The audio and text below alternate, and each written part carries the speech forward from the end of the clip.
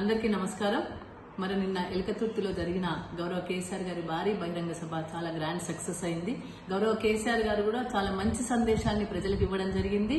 మరి మంచి ధైర్యాన్ని, స్ఫూర్తిని నాయకులకు, కార్యకర్తలకు ఇస్తూ మరి ప్రసంగాన్ని కొనసాగించారు.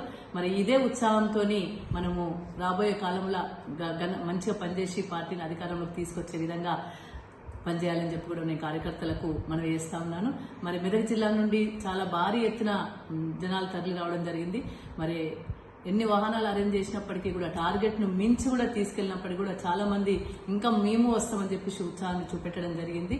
మరి వారందరికీ కూడా నేను ధన్యవాదాలు తెలియజేస్తా ఉన్నాను.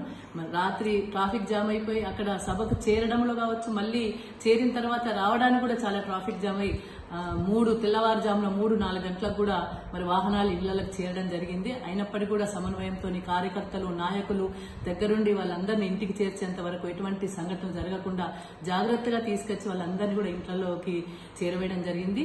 మరి అంత మంచిగా పనిచేసిన, సమన్వయంతో పనిచేసిన మా కార్యకర్తలకు, నాయకులకు, మెదక్ జిల్లా నుండి భారీగా తరలి వెళ్ళిన మా ప్రజలకు అందరికీ కూడా పేరు పేరున హృదయపూర్వక నమస్కారాలు, ధన్యవాదాలు.